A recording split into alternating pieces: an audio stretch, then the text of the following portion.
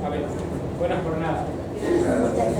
¿Cómo están? Buenas noches. Pues somos pocos, pero empecemos. Sí. Vosotros deben estar en el camino. Sí. Seguramente. Pero bueno, cada uno tiene sus elecciones o sus obligaciones. Bueno, yo estoy muy contento de que hayamos llegado a este momento.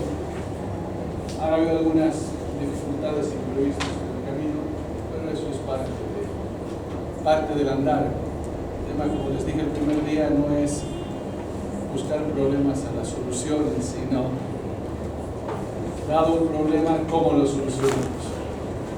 Después, las explicaciones tendrán que llegar. Yo estoy muy contento además porque está con nosotros Susana Guidugli.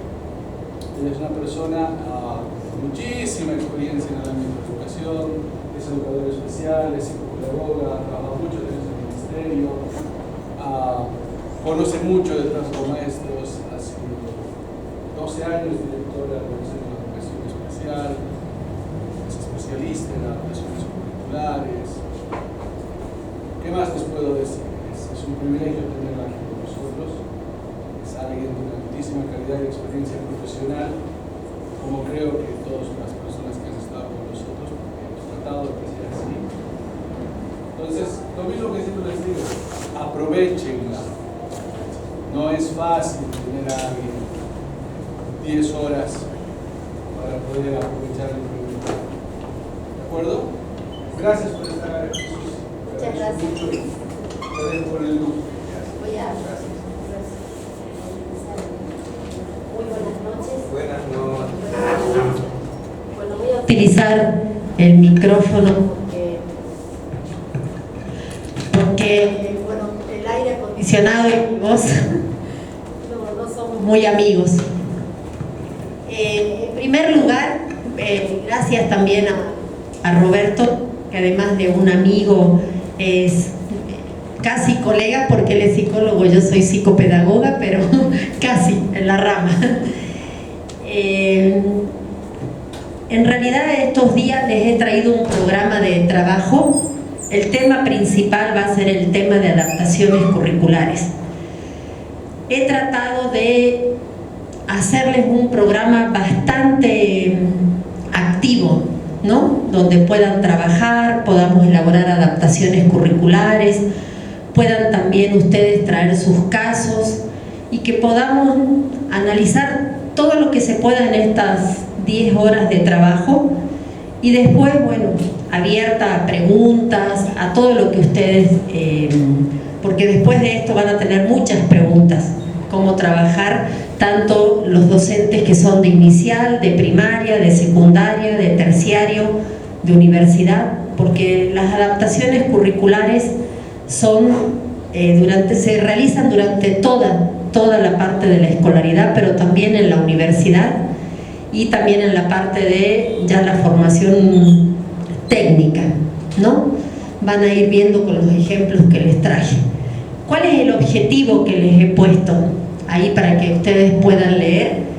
Es que conozcan con todo lo que he preparado el tema de adaptaciones curriculares, pero no solamente en la parte teórica, sino fundamentalmente en la práctica, que es lo que a ustedes más les interesa. Por eso el objetivo principal es propiciar que conozcan el tema de adaptaciones curriculares, considerando también los planes y programas de estudio a partir de la Ley de Educación, la nueva Ley Avelino Signani y Elizardo Pérez, la 070, y también tengan muchas condiciones y estrategias para dar respuesta a la diversidad de estudiantes con los que cada año ustedes se encuentran. Los temas a tratar: el concepto de necesidades educativas especiales, temporales y permanentes. Ahora se escucha mucho el concepto de necesidades educativas especiales, pero no sabemos bien a qué se refiere. El segundo tema también que he traído, y es con el que voy a comenzar, es el concepto de deficiencia y discapacidad, ¿no? A veces decimos, tenemos un niño deficiente en el aula, tenemos un niño con discapacidad, tenemos un niño minusválido, tenemos un niño con necesidades educativas especiales. ¿Es lo mismo? ¿Es distinto? Eso lo vamos a 2 días. Luego ya vamos a entrar en el tema de adaptaciones curriculares. Hoy mismo ya les he traído un artículo para que podamos leer, y mañana casi todo el día va a ser prácticas, además, bueno, de algunos aportes teóricos, fundamentalmente práctica.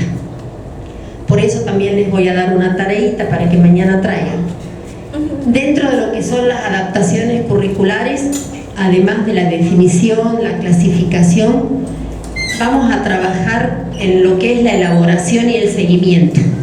¿Quiénes son los encargados de elaborar? ¿Quiénes hacen el seguimiento? ¿Quiénes toman las decisiones? ¿No?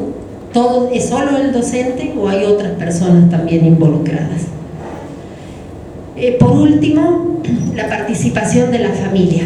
También tenemos una actividad práctica para reflexionar sobre la participación de la familia, no solo en las unidades educativas, sino también en el tema de adaptaciones curriculares. Y después, dentro de lo que es el programa, les he puesto, bueno, que vamos a entrar en el tema nomás, pero algunas actividades de qué es lo que vamos a hacer, ¿no? Ir trabajando la parte teórica, la parte práctica, y lo que les voy a pedir es que todo el rato les voy a decir, ¿comprenden? ¿No comprenden? ¿No? ¿Hay alguna pregunta? Entonces que aprovechemos esos espacios para que no se vuelva un monólogo la parte también que me toca hacer la exposición. Iríamos a la presentación. Bueno, son 9 horas que he preparado de trabajo. Después le tengo que dar 1 o 2 horas a Roberto, pero espero que sea suficiente, ¿no? Comenzaremos entonces con 2 definiciones que son fundamentales, que es el concepto de deficiencia y discapacidad. Hay muchos conceptos, pero el concepto fundamental con el que nosotros trabajamos, casi todos los educadores y también los psicopedagogos y profesionales, es el tema de deficiencia y discapacidad, el concepto dado por la Organización Mundial de la Salud. Este concepto, ustedes saben que desde hace muchos años se ha empezado a hablar de lo que es deficiencia, de lo de que es discapacidad, como a veces como sinónimos, ¿no? Pero son totalmente distintos. ¿Qué entendemos? Bueno, vamos a ir viendo el concepto, y algunas preguntas que ustedes tengan me pueden ir diciendo algo que no comprenden, ¿no? Pero de acuerdo a la Organización Mundial de la Salud, ¿qué se entiende por deficiencia? Es toda pérdida o anormalidad, permanente o temporal, de una estructura o función psicológica, fisiológica o anatómica. Incluye la existencia o aparición de una anomalía, defecto o pérdida de una extremidad, órgano o estructura corporal, o un defecto en un sistema funcional o mecanismo del cuerpo. La deficiencia supone un trastorno orgánico, y vamos a ver después en la otra diapositiva ejemplos. Una limitación funcional que se manifiesta en la vida diaria. Se puede hablar de deficiencias psíquicas, sensoriales o psíquicas. ¿Cuáles son las deficiencias físicas? Y ahora vamos a ir viendo por qué dice una limitación. Por ejemplo, una persona que tiene una amputación de algún miembro, ¿no? En el caso de las malformaciones, las parálisis, por ejemplo, muchos niños ahora que están en nuestras escuelas que tienen parálisis cerebral, ¿no? En el caso de pérdidas o movilidad de enfermedades crónicas que impide llevar una vida normal o hacen necesario el uso de determinadas ayudas técnicas, por ejemplo, ayudas técnicas en el caso de sillas de ruedas, en el caso de andadores, en el caso de mulet. O sea, son ayudas técnicas que se les otorgan a aquellas personas que tienen movilidad reducida. En el caso de una deficiencia sensorial, estamos hablando en el caso de personas sordas, de personas ciegas, ¿no? O personas que tienen problemas del lenguaje. En el caso de las psíquicas, les he puesto algún ejemplo, pero hay muchos más. Los trastornos alimentarios, sobre todo en los adolescentes o jóvenes, que están ahora, no digamos de moda, pero que se ven mucho más que antes. Y también se puede llamar a algunas deficiencias como las psíquicas en el caso del síndrome de Down. ¿Qué significa entonces una deficiencia? ¿No? Distinto a una discapacidad, que lo vamos a ver. Es la limitación, la anormalidad que se da en una persona. No significa que una persona tenga deficiencia, que tenga una discapacidad. No es lo mismo. Por ejemplo, una persona sorda, ¿no? La persona sorda, ¿cuál es la deficiencia que tiene? Auditiva, ¿no es cierto? No escucha. Eso no significa que tenga una discapacidad.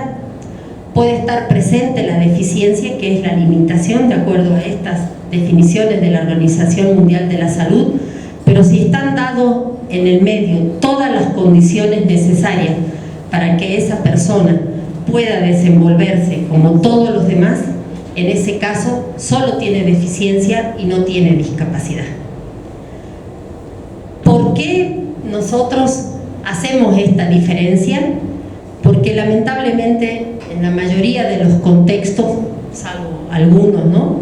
Pero la mayoría de los contextos se dan las discapacidades porque no están dadas todas las condiciones para que la persona pueda desenvolverse como el resto de las otras personas, ¿no? Ahí, bueno, aparecen otros conceptos como normalidad, ¿no? Pero el tema de normalización, que eran principios que surgieron con la integración educativa, pero en realidad son conceptos ya un poco obsoletos, ¿no? No vamos a hablar de lo que es el tema de normalización, sino que la sociedad debe poner o dar, en este caso las unidades educativas, todas las condiciones para que las personas se puedan desenvolver en igualdad de oportunidades. No hay. Sí. De educación especial, por ejemplo, ¿no? Tenemos niños dos niños tenemos que tienen dificultades auditivas, pero cuando el SEDUCA llama a talleres, solamente dice a centros que atienden a esas personas y no así a todos los centros que necesitamos eso, ¿no? Ahí después podemos también, si es que nos da un poquito de tiempo, ver rápidamente el paradigma de integración versus el paradigma de inclusión y hacer un análisis. En realidad Bolivia, si bien tiene algunas normas que están dentro del paradigma de la inclusión, todo lo que estamos haciendo todavía está en el paradigma de la integración educativa, ¿no? Bueno, la otra diapositiva, ¿qué es la discapacidad? Entonces nos está quedando claro que la deficiencia es la limitación, ¿no? La normalidad, pero la discapacidad es toda restricción o ausencia debida a una deficiencia en la capacidad de realizar una actividad en la forma o dentro del margen considerado normal para el ser humano. Es lo que estaba diciéndoles, pero con palabras un poco más fáciles, ¿no?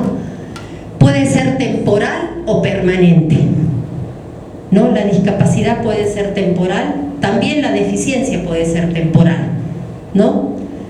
Pero en el caso de la discapacidad puede ser temporal o puede ser permanente. La discapacidad se tiene, la persona no es discapacitada. Siempre decimos las personas discapacitadas, ¿no? Es persona con discapacidad. La persona no es discapacitada, sino que está discapacitada, por eso no se dicen los discapacitados. Por ejemplo, en los medios de comunicación, la marcha de los discapacitados. No, la marcha de las personas con discapacidad. Las discapacidades se pueden clasificar de movilidad o desplazamiento, de relación, de conducta y de comunicación.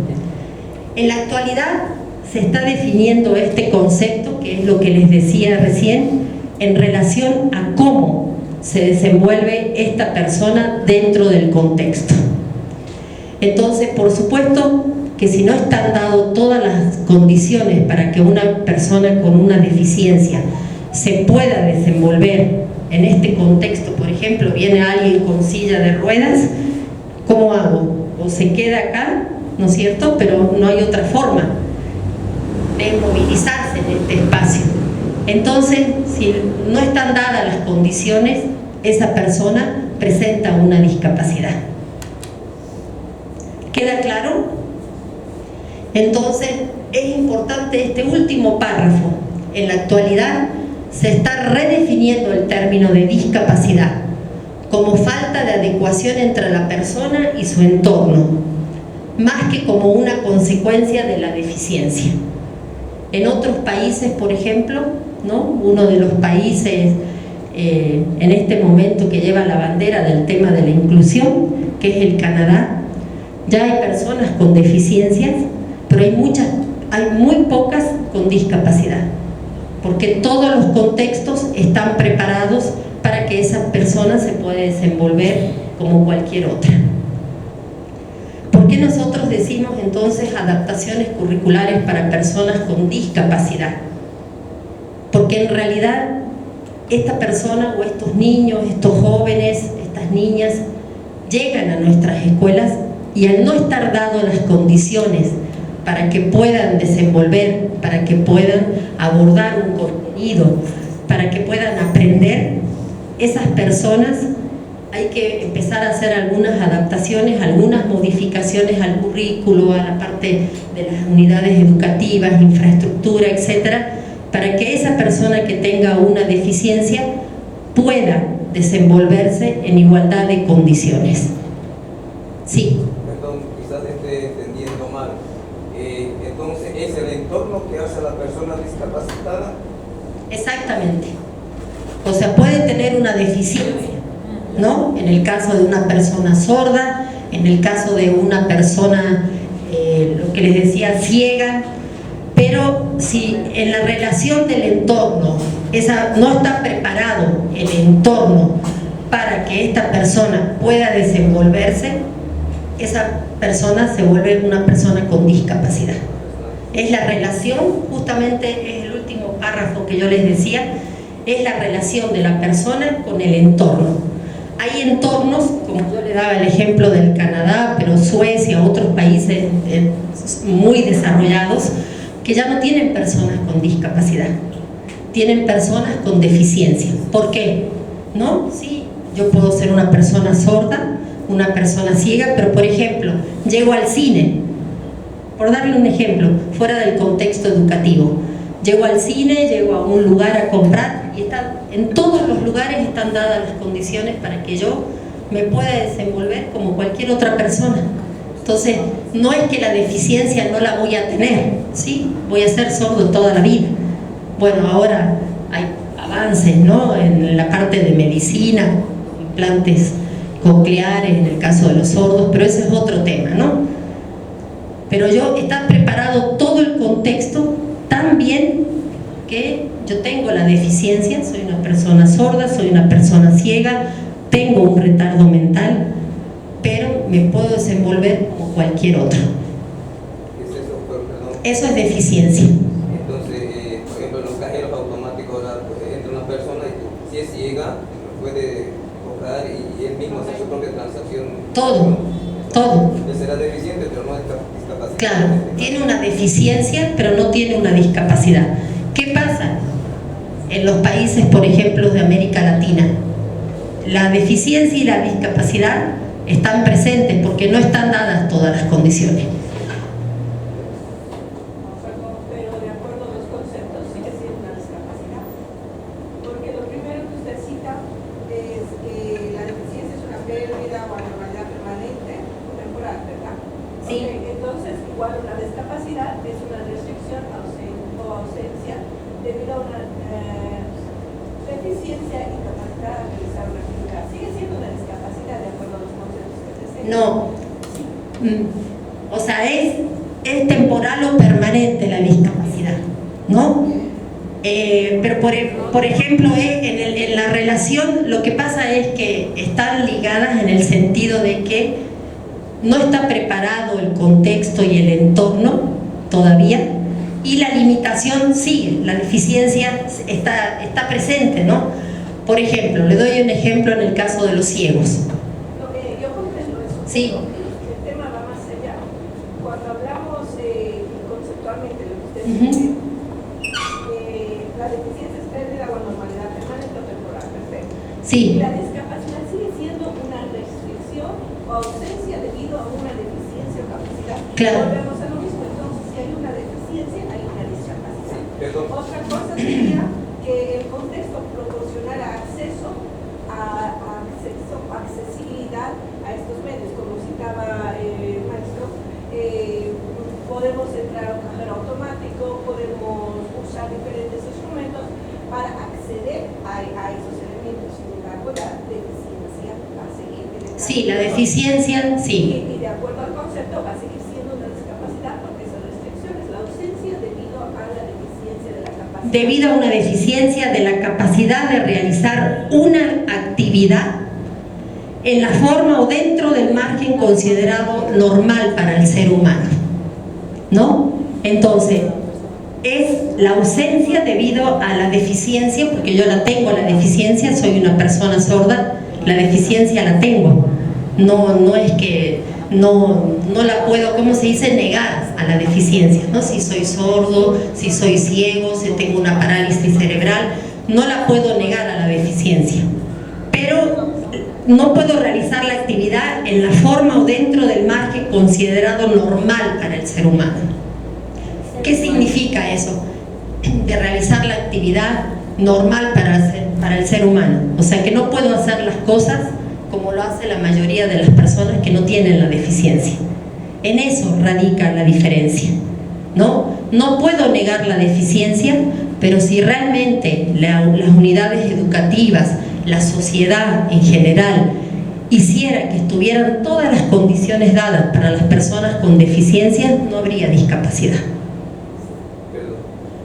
Quizás puedo entender sí, no. Porque yo también me queda siempre en esa duda, por eso pregunté, porque no cambia en la cuestión física, no cambia en la cuestión del término, semánticamente puede ser la cuestión de semántica, lo veo yo por ahí, porque físicamente él siempre va a tener esa deficiencia, y lo que dice ella va a continuar en una discapacidad según la cuestión física. Ahora, los conceptos que se manejan pueden cambiar en cuestión de semántica, puede ser, pero físicamente, como dice ella, va a continuar siendo ciego, independiente de... Pero esa es la deficiencia. ¿no? Pero ella dice el aspecto Sí. físico. Va a ser Claro, el aspecto físico, o sea, más que el aspecto físico, por ejemplo, el síndrome de Down, ¿no es cierto? El síndrome de Down se lo considera, o en el tema de autismo, o en diferentes deficiencias, se los considera, por ejemplo, ¿por qué una discapacidad?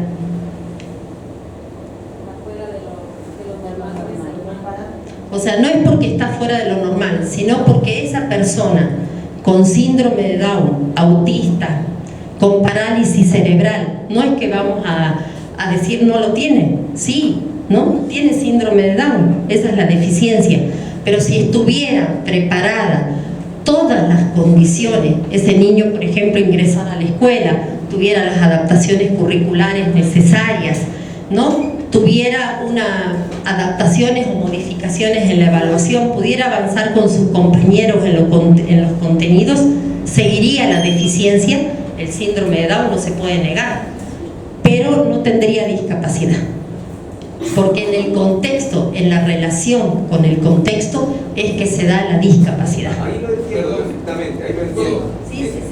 Creo que no estamos confundiendo en los conceptos. A ver, tal vez así lo entendamos. Está bien así, está bien. Gracias. La deficiencia no es algo que está dado, temporal o permanentemente, y no va a volver. ¿Usted está claro? A partir de esa deficiencia se presenta una dificultad de desarrollar de manera adecuada una capacidad. Vamos claro, pero es de matiz.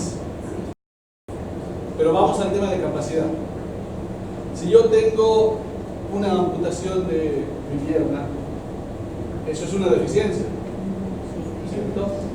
Que me discapacita, por ejemplo, para conducir un automóvil. no alcanzo. Entonces, o me suben el pedal o me ponen una prótesis.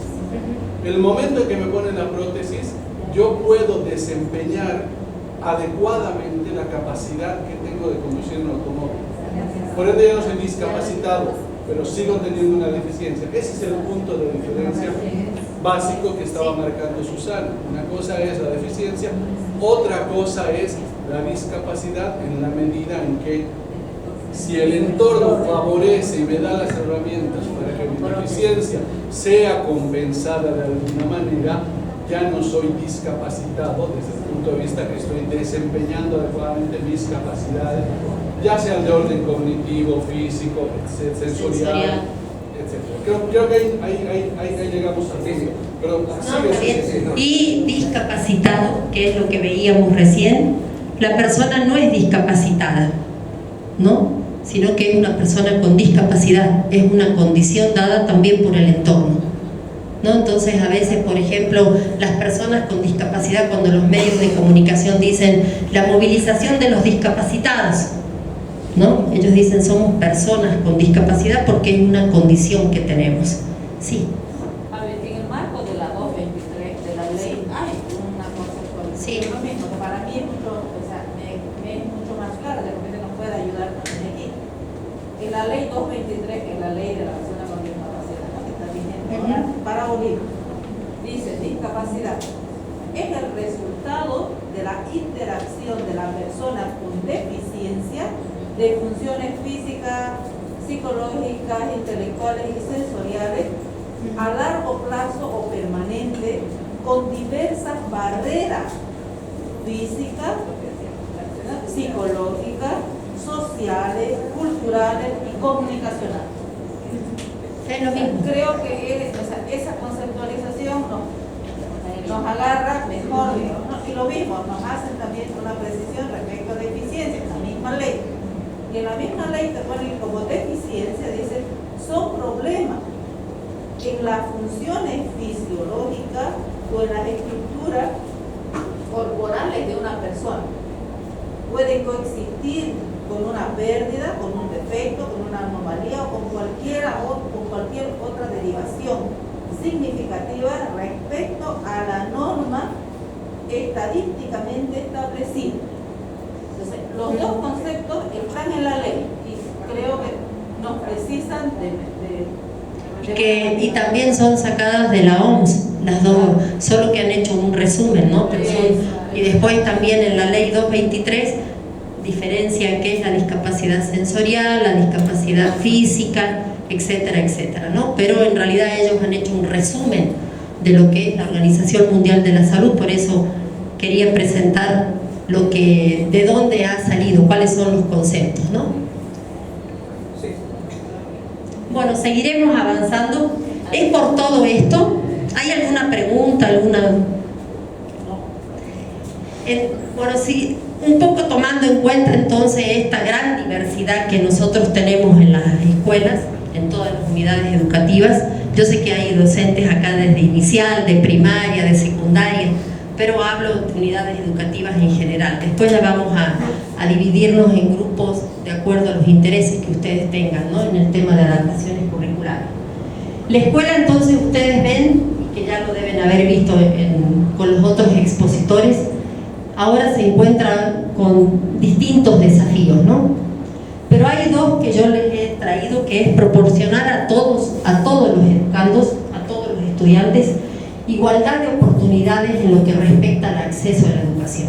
Y eso lo voy a ir repitiendo todo el rato mientras nosotros estemos trabajando. ¿Por qué? Dice proporcionar a todos igualdad de oportunidades en lo que respecta al acceso a la educación. Y el acceso no solamente que entre al aula, ¿no? Que entre a un aula una persona con una deficiencia, sino que aprenda, ¿no? Porque, bueno, después les voy a comentar de algunas investigaciones que hemos hecho con el Defensor del Pueblo, donde muchas veces entran, hay muchos niños y niñas que están en las aulas, pero en realidad no están aprendiendo. Entonces es dar oportunidad, igualdad en lo que respecta al acceso a la educación, pero para que aprendan. Tal vez complementar una cosa que yo aprendí, y lo aprendí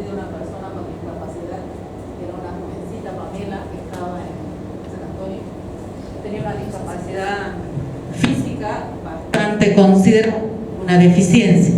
Ella escribía con su piecito, ¿ya? Y en su piecito tenía un piecito que tenía 2 deditos con los cuales agarraba el lápiz y escribía con su piecito, tenía brazos.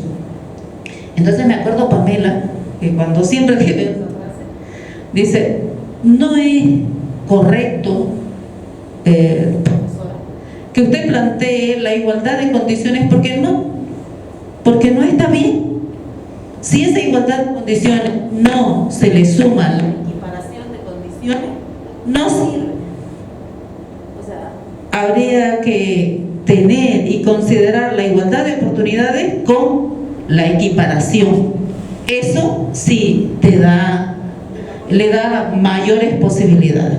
Porque si no, ella me decía, es que mire, a los compañeros, a mí no me puede el profesor de educación física llevarme al patio, porque no puedo hacer eso, pero sí puedo hacer una actividad escrita, si quiere, sobre lo que es el deporte o sobre lo que estamos trabajando, pero a mí me dejan el curso, yo no hago nada y me pone la nota, y eso no es correcto, eso no está bien.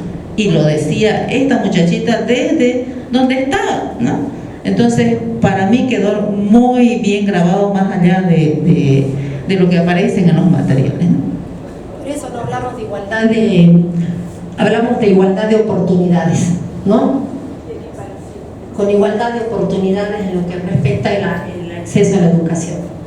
Y el segundo punto es dar una respuesta a la diversidad de necesidades sociales, culturales, lingüísticas, individuales que tienen todos los niños a la hora que llegan a la escuela y con las que se enfrentan a la hora de aprender, ¿no? Determinados temas. Otro de los... la tecnología mejor. Otro de las diapositivas que les he traído es un poco ver a qué se refiere esa diversidad también que hay en las aulas, ¿no? Y hay niños que se enfrentan a diferentes situaciones, no solamente porque tengan una deficiencia, sino también hay otra diversidad, ¿no? Niños con talento superior, que también nosotros vamos a ver algunos casos que también entran dentro de lo que es el concepto de necesidades educativas especiales, haberse enfrentado a situaciones de fracaso en la escuela, que hay muchos, ¿no? Niños que se han enfrentado a esta situación, ya sea porque tengan experiencias de aprendizaje negativa, ¿no? Y entonces eso también entra dentro de lo que es las necesidades educativas especiales. Encontrarse en situación de desventaja debido a un ambiente social carente de estímulos, ¿no?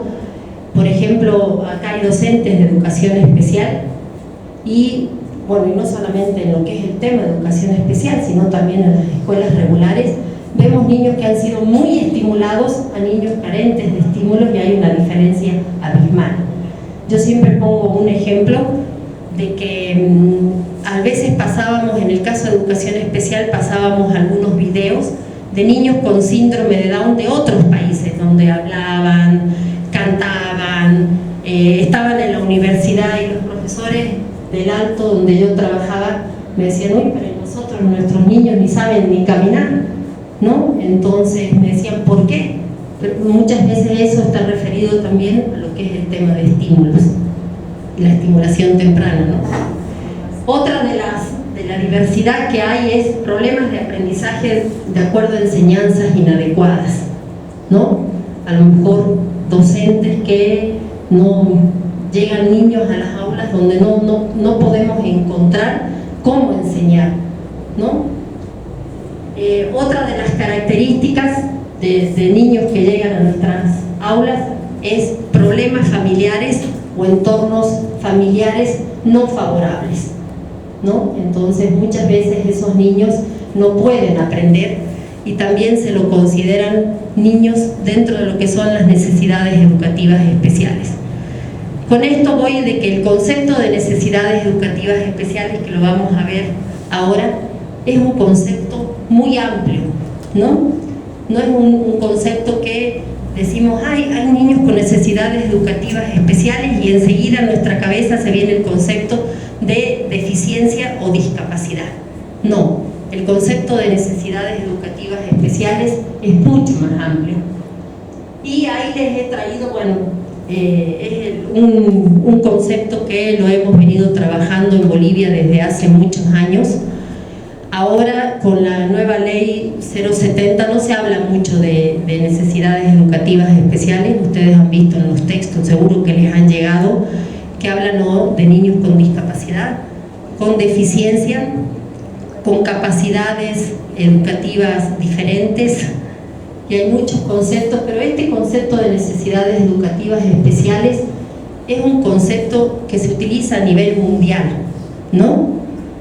A partir de lo que fue la Declaración de Salamanca en España en 1994, donde Bolivia también se adscribió a ese marco de acción, se comenzó a trabajar lo que era el concepto de necesidades educativas especiales, que hasta ahora no hemos firmado ningún acuerdo que digamos que no.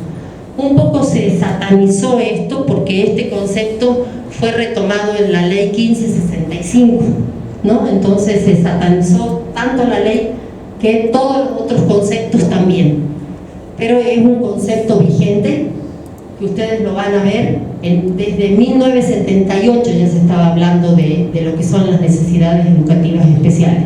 No es algo nuevo, ¿no? Tampoco es algo,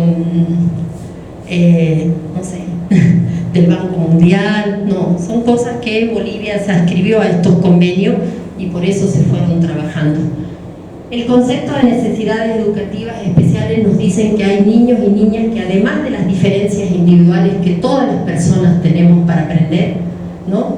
Usted no aprende igual que yo, usted tampoco aprende igual que yo, ¿no? O sea, somos todos diferentes a la hora de aprender, pero tienen dificultades de mayor o menor grado en relación al resto de sus compañeros y en relación a las competencias, objetivos que hay establecidas en el currículo.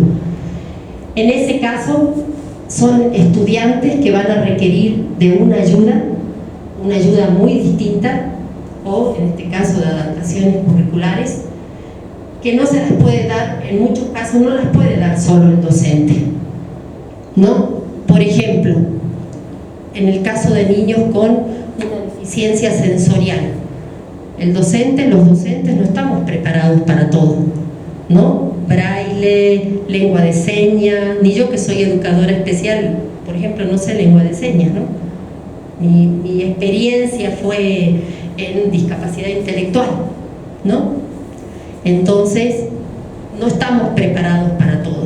Por eso es necesario, cuando hablamos de necesidades educativas especiales, que les decía que también hay niños y niñas con talento superior, pensar que estas niñas y niños necesitan a veces una ayuda, a lo mejor una ayuda que es temporal, otras ayudas que son permanentes, pero que muchas veces estas ayudas no las puede dar solo el docente, que lo vamos a ver después cuando vayamos avanzando en el tema, viendo los ejemplos, etcétera, etcétera.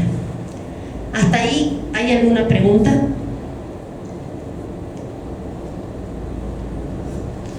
El concepto de necesidades educativas especiales es un concepto que se ha acuñado fundamentalmente para el tema educativo. Por eso dice necesidades educativas especiales, ¿no? No es que es un concepto, a veces son niños, por ejemplo, que tienen un problema solamente familiar, ¿no? La muerte de algún ser querido, el divorcio de alguno de los familiares, de la madre y padre, hacen que ese niño en algún momento de su escolaridad presente una necesidad educativa especial. Y ahora vamos a ver la clasificación de temporales y permanentes. Este es el marco de acción de la Declaración de Salamanca, que yo les decía, de junio de 1994, pero en realidad este concepto fue tomado en la Declaración de Salamanca, donde Bolivia participó. En ese momento no me acuerdo, me parece que el ministro era Martínez, donde Bolivia escribió a lo que es toda la Declaración de Salamanca, y desde esa época nosotros a nivel mundial, dentro de lo que es el ámbito educativo, se está tomando este concepto. Pero este concepto no es de ese año, ¿no? Es un concepto que se viene manejando ya desde los años 70, donde se empezó a trabajar en Inglaterra con este concepto de necesidades educativas especiales por Margarita Warnock. Y a partir de ahí se fue desarrollando hasta que este encuentro de ministros y especialistas en lo que era el tema de educación, dentro de lo que era el ámbito de la educación especial, acuñó este término vigente hasta ahora. Y bueno, les he puesto tal cual lo que es el término de necesidades educativas especiales para que vean que es amplio. Decía, el término se refiere a todos los niños y niñas jóvenes cuyas necesidades se derivan de su capacidad o sus dificultades de aprendizaje. Muchos niños experimentan dificultades de aprendizaje y tienen, por lo tanto, necesidades educativas especiales en algún momento de su escolarización. Las escuelas tienen que encontrar la manera de educar con éxito a todos, incluidos aquellos con discapacidades graves, ¿no? Que ese es otro tema, a veces muy complejo, pero en algunos países hay experiencias de inclusión de niños con deficiencias graves.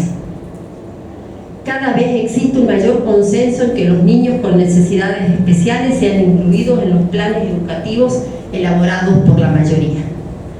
Este concepto, si bien hay muchos avances a partir de esto, porque no se olviden que este concepto de necesidades educativas especiales surgió de un paradigma de integración educativa, ¿no? Y ahora ustedes saben que todo lo que es el ámbito de educación estamos caminando hacia un paradigma de inclusión, ¿no? No de integración, son dos paradigmas distintos. Bueno, las necesidades educativas especiales, que eso también lo toma la ley 070 y los nuevos reglamentos de educación regular, pueden ser temporales o permanentes. Temporales, por ejemplo, cuando durante un momento de su escolaridad, los ejemplos que yo les daba frente a un duelo, frente también a lo que es una separación, una pérdida, etc., un niño va a necesitar a lo mejor algunos recursos o apoyos necesarios para que pueda seguir estudiando. Si le damos nosotros todas esas ayudas necesarias y el niño puede seguir con el resto de sus compañeros, nosotros hemos dicho que esa necesidad educativa especial es temporal. Pero en el caso de las permanentes, son aquellos niños que necesitan apoyos y ayudas individualizadas casi permanentes, o sea, durante toda su escolaridad. Estamos hablando fundamentalmente de aquellos niños que tienen una deficiencia. Ustedes saben que, por ejemplo, en el caso de un niño o una niña con una discapacidad sensorial, permanentemente va a necesitar de ayudas individualizadas para que pueda acceder al currículo, ¿no? Si yo a una persona ciega no le doy braille para que aprenda a leer y escribir, no puede. Entonces la ayuda es permanente. Las necesidades educativas especiales son permanentes, salvo que tuvieran, no sé, cosas muy sofisticadas como ordenadores, como computadoras que pudieran ir traduciendo todo, cosas que nosotros no tenemos, ¿no? Hay que ser realistas también frente a todo lo que es el tema de necesidades educativas especiales. Entonces es un concepto muy simple, también está en lo que es la ley 070, está también en los reglamentos de educación, en los reglamentos de educación especial, en todas las normativas, también con el mismo concepto, a lo mejor no dice las mismas palabras, pero está como temporales y está como permanentes. ¿Hasta ahí hay alguna pregunta? Sí, en las temporales. ¿Cómo llego al niño si hay una separación, si hay pelea en el hogar y el niño no está ido, ¿no? ¿Cómo puedo ayudar? Bueno, me pasa el futuro. A ver, es siempre complicado el tema de los problemas de pareja, ¿no? Sobre todo porque está en un ámbito al que normalmente ni siquiera los psicólogos, cuando trabajamos en colegio, podemos tener acceso. No, porque el psicólogo de colegio no tiene, en mi criterio, en base a mi experiencia, el psicólogo en un colegio no está para hacer terapia, ni para hacer intervención, está para hacer prevención. Y su trabajo tiene que ser genérico. Si yo no trabajo con un niño, tengo que trabajar con todos los niños. Y tengo que dar insumos para que ustedes, los docentes, puedan saber qué nivel de desarrollo tienen sus niños con el test de Bender, que me imagino que todos hemos aplicado, ya vamos a charlar de eso. Ya han puesto cara de culpables, no de sospechosos, o sea que ya estoy viendo que no va por ahí la cosa. Pero bueno, respondiendo un poco a su pregunta, yo creo que es importante potenciar en el niño la habilidad de solucionar problemas, ¿sí? Y la habilidad de, más que la habilidad, insertarlo en el contexto de la idea de que hay situaciones de vida que no las puede resolver él, ¿sí? Pero que corresponde que él actúe de manera, no le voy a decir mediador, a mí me dio muy bien decir a los niños, tú tienes que ser capaz de entender que los adultos somos tontos y que actuamos muchas veces de una manera que no debiéramos. Entonces tú no te tienes que olvidar de eso. ¿Me estoy explicando? Pero ¿a qué me quiero ir? A veces creemos que tenemos que tocar el tema, que tenemos que hablar. No hay que hablar de eso. Hay que hablar de la solución, hay que darle referentes de solución de problemas, ¿no? A través del cuento, a través del juego, ¿sí? Dar un espacio y plantear un poco un esquema de resolución de problemas, entendiendo que hay situaciones que se van a ir sosteniendo, pero no meternos en el plano de hablar ni decir se van a abonar, no se van a abonar, porque nosotros no sabemos realmente qué pasa, ¿no es cierto? Y puede ser muy temporal, ¿sí? Lice, lo que pasa, por ejemplo, en este aspecto, para nosotros los docentes, es bien fuerte, porque trabajamos con 25, con 30, 32 estudiantes, y cada estudiante es un mundo tan diferente, agresivos, peleones, mal hablados, con la atención dispersa, todo eso. Y en esta semana me pasó un caso muy especial. Hablo de un niño de primero, tiene 6 años, bueno, ya va a cumplir 7, y una niña de quinto. El niño le pegó a la chica, y la niña pues habla así, entrecortado, tiene dificultad en su lenguaje. Entonces porque el niño le empujó, y el otro no sé qué tanto, y la niña dice, a ver, pégame, y el niño le pegó. Entonces la pelea fue para los padres, los papás en el patio ya se daban, y la mamá brava y el otro también. Cuando vi eso, a veces yo no sé, creo que la iluminación de Dios, algo en ese momento uno lo viene y digo, ¿qué pasa? Es para la directora, no sé qué, se han peleado a mi hijo, no sé qué, le han rasguñado a mi hija, mire, este chiquito le han pateado todo. No puede ser. Entonces, lo único que hice a los dos señores papás se me retiran, con los niños voy a dialogar.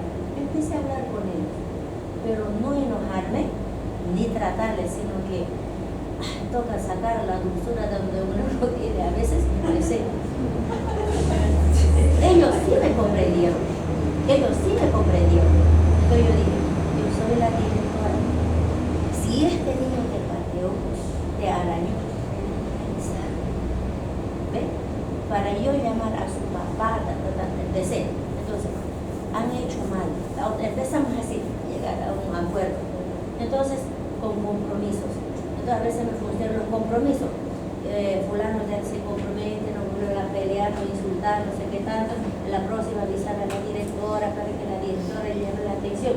En el caso que no, a veces toca, se derivará a la defensoría, porque mira, tú no has obedecido a tu papá, tú tampoco has. Bueno, ¿no?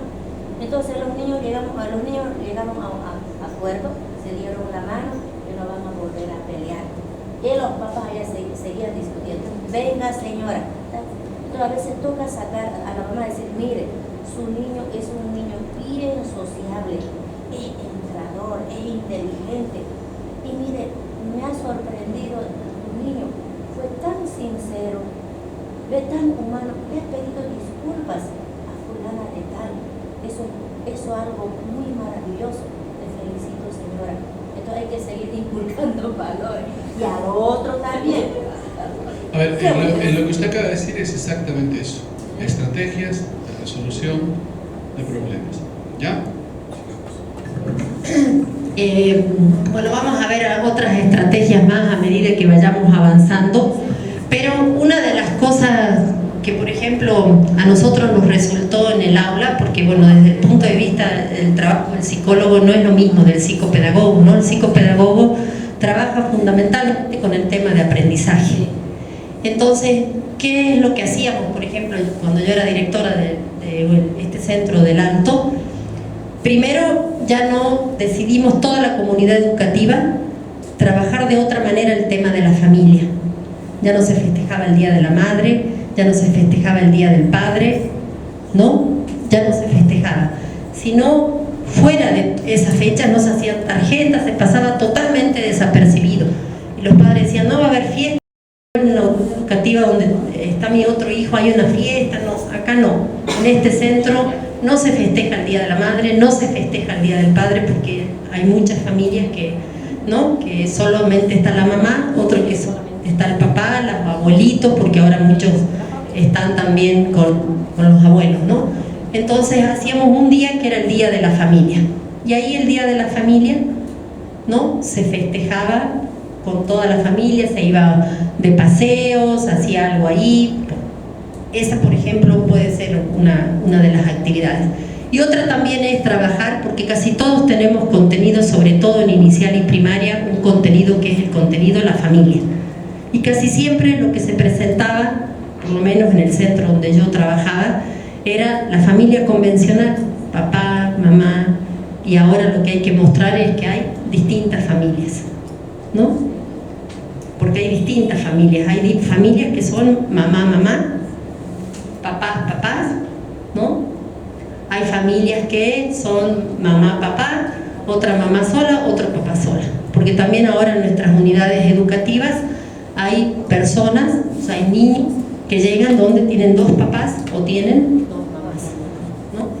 Entonces hay que mostrar la diversidad de las familias que hay. Seamos o no seamos una escuela católica, ese es mi pensamiento. Hay familias distintas y tenemos que respetar. Bueno, ¿qué implica este concepto de necesidades educativas especiales? Y ahí vamos a parar un ratito, vamos a ver un video para que cambiemos también la dinámica de la presentación. Los grandes fines de la educación, y después de eso también vamos a hacer una actividad. Que los grandes fines de la educación tienen que ser los mismos para todos los estudiantes, ¿no?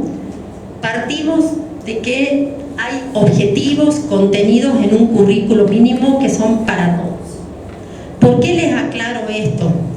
Porque durante muchos años, y todavía se sigue haciendo, hay currículos diferenciados entre lo que es la educación especial y lo que es el currículo de la modalidad regular. Hay currículos diferenciados, si bien no se dice abiertamente, pero a la hora de enseñar, sobre todo en las escuelas especiales, se siguen haciendo selección de contenidos, selección de actividades, ¿no? Un poco nos sentamos los directores con los docentes y seleccionamos los contenidos. Eso no se tiene que hacer. Entonces, los principios son de que tenemos que partir de los mismos principios educativos para todos los educandos, ¿no? No podemos decir de antemano, por ejemplo, me ha pasado que hace poquito un niño con síndrome de Down que está integrado en una escuela acá en Santa Cruz, que he hecho una evaluación, me han ido hasta La Paz para que les haga una evaluación psicopedagógica, y el niño está integrado en una escuela privada, en un colegio francés, creo. Entonces, de antemano, antes de integrarlo a la escuela, dijeron, no, él no va a pasar francés, sin saber si el niño puede, no puede. Estamos nosotros haciendo una selección de contenidos sin saber realmente si el niño puede o no puede aprender. Entonces, el concepto de necesidades educativas especiales, es importante que quede eso, parte de lo que son los contenidos mínimos para todos los niños y niñas de Bolivia. No podemos hacer una selección previa. Los dos. Sí. Vamos a ver dos videos cortitos que son hechos por el gobierno municipal de la ciudad de La Paz, pero se refiere un poco a los conceptos de discapacidad y deficiencia. En el día a día todos sabemos cómo actuar y comportarnos, pero muchas veces al tratar con personas con discapacidad hacemos todo mal. Hola, Ángela. Ay, perdón, ¿me agacho? Oye, me mal. Mejor así. Para saber cómo tratarnos y cómo no, quiero mostrarles algunas situaciones típicas en las que en vez de ayudar, hacemos todo lo contrario.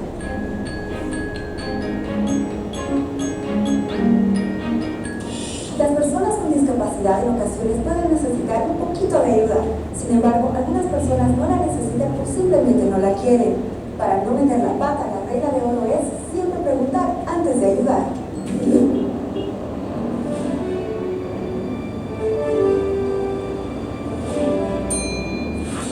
Yo le voy a ayudar a cruzar la calle. Pero... No, tranquila, venga. No se preocupe, ya vamos a llegar. No se preocupe, ya estamos llegando. Venga, venga. Listo, ya llegamos. Pero joven, yo no quería cruzar, yo estaba esperando a alguien. De nada. Pero... La ayuda, si es necesaria, siempre será bienvenida. Por ejemplo, si te encuentras con alguna persona con discapacidad auditiva, habla de manera clara, pronunciando bien las palabras. No exageres. Bueno, ya... ¿Sí? ¿En qué le van a ayudar? No. Oye, Anita, Sí. ¿por qué no lo haces como en la tele? Con señas, con señas. Ah, con señas. Señas. Ah, ¿usted quiere qué? Tengo que... ¿Qué? Refresco, refresco. No. Ah, ¿quiere yogur? Chocolate, chocolate. Él y yo queremos ayudarte. La mejor forma de hablar con una persona con discapacidad es igual a como lo haces con cualquier otra. Por ejemplo, si estás con una persona con discapacidad intelectual, trátala con el respeto que se merece, no la ignores. Buenas tardes. ¿Qué es lo que desea servirse? Yo voy a querer un cuadrito. ¿Y ella? Pregúntele a ella. O sea, le hablo. Dayana, el señor es muy tímido para preguntarte. ¿Quieres decirle qué quieres? Son unos arroz con pachucha.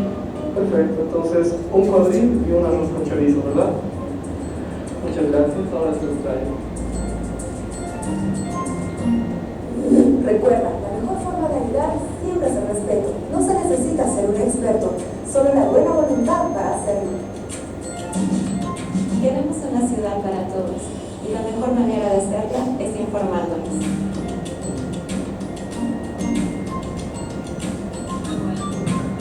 Es la concejal Andrea Cornejo, ¿no?, que trabaja en el municipio de la ciudad de La Paz. Ya todos sabemos.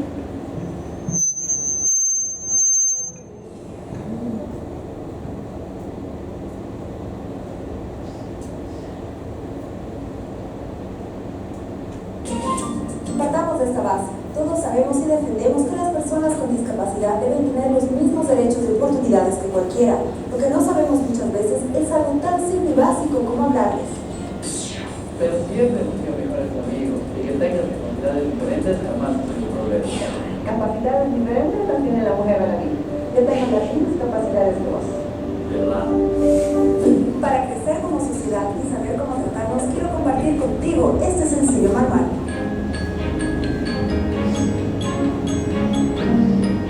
¿Es correcto que me digas cojo, dolido o mutilado? Yo, bonita.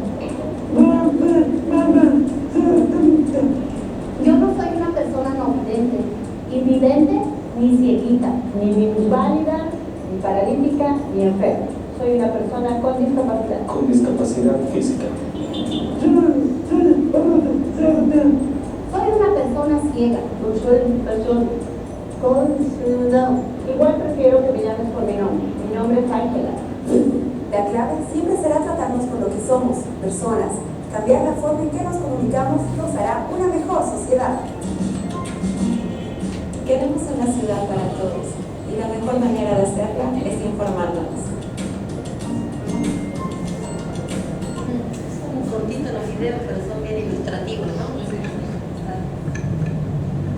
¿Hay alguna opinión que quieren dar respecto a lo que hemos estado viendo hasta ahora?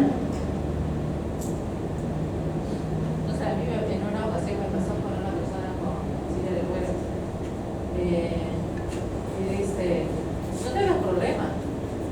Cuando queremos ir a pasear, sí, queremos ir a pasear, tú caminas sobre tu pierna y yo voy a ir sobre mi silla. Y entonces yo, me quedé.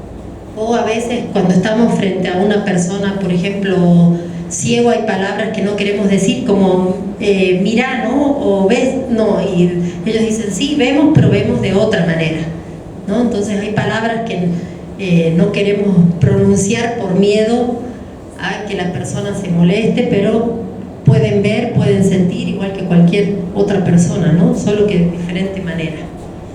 Entonces, bueno, nos vamos a quedar en esta diapositiva, que era lo que explicaba, y vamos a hacer una primera actividad para ver el tema de los fines de la educación en general, que podamos tener claro cuáles son los fines de la educación, cuáles son los fines que tiene un currículo para entrar después a lo que es el tema de adaptaciones curriculares. Lo que les decía recién de que el concepto de necesidades educativas especiales, ¿qué era lo que implicaba este concepto? Para terminar este tema de necesidades especiales, que los grandes fines de la educación han de ser los mismos para todos los estudiantes, para asegurar la igualdad de oportunidades y la futura inserción en la sociedad. Por tanto, si en el currículo se expresan aprendizajes considerados esenciales, ¿no? Porque hay aprendizajes que son esenciales para todos, para ser miembro activo de la sociedad, esta ser el referente para todos los estudiantes, inclusive para aquellos que tengan adaptaciones curriculares significativas, que también vamos a ver el concepto, haciendo adaptaciones que sean precisas, dándoles ayudas, recursos para que les faciliten el aprendizaje. O sea, no se trata de que nosotros hacemos una adaptación curricular, un currículo totalmente paralelo. ¿Qué significa eso? Por ejemplo, que si un estudiante está haciendo, no sé, lenguaje, matemática, el niño está pintando, ¿no? Como en educación inicial. Si no, tenemos que darles las mismas oportunidades de brindarles los mismos contenidos y actividades con las modificaciones necesarias. Vamos a hacer una primera actividad, porque después viene el tema de adaptaciones curriculares. Entonces, antes de pasar a eso, bueno, entonces les doy la palabra.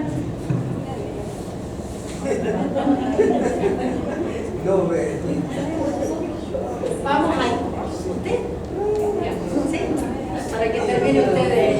Bueno, vamos a comenzar un poco porque vamos a antes de entrar a lo que es el tema de adaptaciones curriculares. Muy buenas noches. Nosotros hemos comparado la lectura con nuestra práctica diaria dentro de las aulas y hemos visto muy importante lo que dice de enseñar a leer y a escribir, no solo descifrar códigos, sino de comprender lo que está leyendo. Porque veíamos una de las situaciones, hacemos los 10 minutos de lectura comprensiva. Creo que todos los docentes lo cumplimos. Pero ¿qué sucede cuando el niño termina la lectura? ¿Y qué entendieron? Preguntamos. Y el niño dice, todos en silencio. Alguno dirá, pero que como que no se aleja de la comprensión de esa lectura. Entonces el profesor empieza a explicar, esto decía, esto, y ya estamos entrando a adoctrinar, estamos entrando a lo que yo pienso, estoy inculcando a mis estudiantes lo que yo pienso y no lo estoy dejando que él analice y piense lo que él en verdad quiere decir. También dice que debemos enseñar valores y conocimientos universales. Vemos ahora que nosotros estamos cumpliendo con el PCP, currículum regionalizado y un montón de actividades que nos están imponiendo. Esas actividades tienen su lado positivo, es cierto, pero también nos demora mucho tiempo realizarlas y no llegamos a cumplir con los objetivos para cumplir lo que son los contenidos universales, porque nos estamos... Perdón, ¿cuáles son? ¿Qué es lo positivo? ¿Y qué tiene su lado positivo? Sí, tiene su lado positivo en que estamos inculcando valores, los valores que debemos, valores de las diferentes culturas, conociendo. Ahora, en eso los currículos regionalizados, ¿qué veíamos nosotros? Cuando empezó lo del currículum regionalizado, empezamos de que teníamos que hablar quechua, guaraní, y el docente, por cumplir, lo enseñaba, pero muchos de nosotros lo enseñábamos mal, y estábamos enseñando mal conocimiento. Veíamos también que el trabajo con los padres de familia sería muy importante. ¿Por qué motivo? Nos dice que también que debemos inculcar la disciplina, la responsabilidad, el respeto a la verdad. Pero en nuestras unidades educativas nosotros enseñamos los valores, los enseñamos, pero el niño muchas veces tampoco buscamos nosotros de propiciar actividades donde se inculquen esos valores, donde ellos pongan en práctica. Y vemos que muchos de los niños, a veces enseñamos los valores después de que ha cometido el antivalor. Recién ahí estamos enseñando el valor, pero ya cometió el error. Entonces deberíamos trabajar con los padres de familia de que él también debe ir a la par con nosotros en la enseñanza de estos valores. Veíamos que debe apropiarse de los conocimientos, es decir, que él debe, es verdad que ahora con la nueva práctica educativa que tenemos, le damos un significado a ese conocimiento en lo que él utiliza en su vida diaria, pero él no resignifica ese conocimiento, es decir, solamente él lo va a ejecutar ese conocimiento en una actividad que nosotros le estamos diciendo y no le permitimos en algo que él también quisiera utilizar ese conocimiento, dándole un nuevo significado, ampliarlo ese conocimiento. Eso sería nuestro análisis. Está muy bien, gracias. Desde la práctica de hecho el análisis, ¿no? Que ahí es un poco más profundo también la parte ideológica, ¿no? Buenas noches, colega. Nosotros hemos tratado de hacer un análisis de la lectura, ¿no? Respecto a la pregunta, ¿no? Que dice que se debe enseñar, o sea, en la escuela básica, ¿no? Y la verdad, como mencionaba ya la colega, hay muchas cosas que a veces se pretende enseñar dentro de un currículo, ¿no? A veces direccionado a lo que, bueno, necesita el país o un estado, ¿no? Sin embargo, lo que hemos podido notar es que a veces nos enfocamos en algo específico, como en este caso, por ejemplo, de enseñar cosas con el currículo regionalizado y lo que mencionaba en la lectura de la teología de la liberación, digamos, la preferencia por los pobres y bueno, solamente ahí, y no a la sabiduría que se llama, bueno, al conocimiento universal, ¿no? Y lo otro es que a veces formamos gente con esa visión política de un cierto, como ser direccionada hacia algo, ¿no? Y entonces quizás nosotros acá, por ejemplo, ¿no? A veces incluso los maestros, ¿no? Tenemos la tentación, ¿no? De direccionar, digamos, ya ese antipatía hacia los hermanos del Oriente, ¿no? Por ejemplo, hoy tenemos el Cabildo, ¿no? Hay algunos quizás tendrán una mentalidad mucho más abierta, pero hay otros que van con esa mentalidad cerrada de llamar colla, de no sé cuánto, que los collas me invaden, o sea, ya desde ahí estamos direccionando, ¿no? O sea, ya a través de la sociedad, pero entonces eso influye en lo que nosotros enseñamos. Los chicos lo perciben, los chicos lo sienten, ¿no? Entonces, porque enseñar no solamente se trata de hacerlos escribir, yo enseño a través de mis gestos, de mis palabras, de mi forma de ser.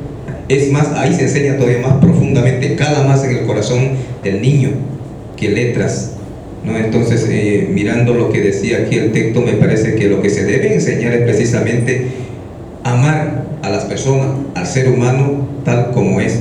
Y de ahí partir sobre eso ya, como decía la colega, a un conocimiento universal y que sirva para la vida. O sea, primero partiendo de nuestras necesidades, pero sin cerrar los ojos a lo que tenemos al frente, ¿no? Entonces eso es nuestra impresión. Pero también no sé si la colega quería decir algo sobre esto. Si hay alguna de las colegas que quiere aportar.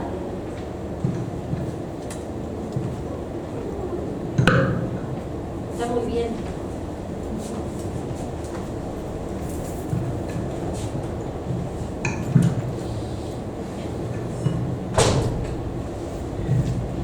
Buenas noches. Bueno, nosotros con la lectura más o menos estábamos analizando de que se puntualizaba en los conocimientos, ¿no?, de la adquisición que da la escuela. La escuela siempre debe dar conocimientos útiles para la vida y eso se asemeja a la práctica.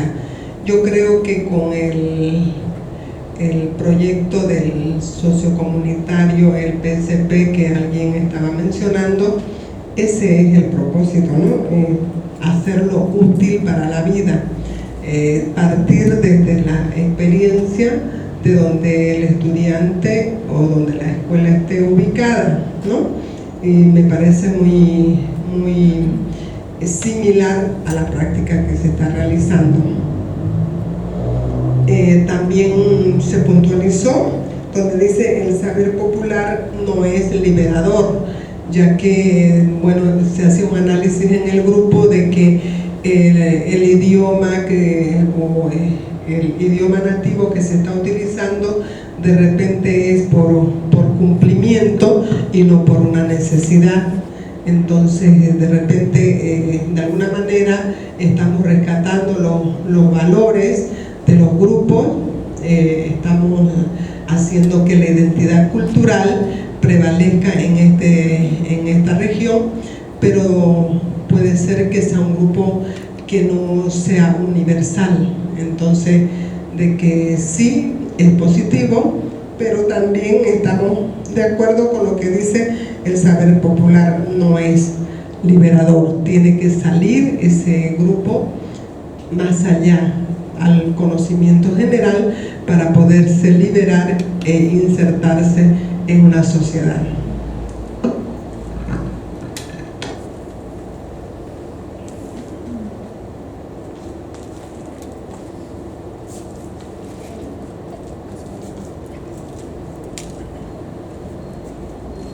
Hola.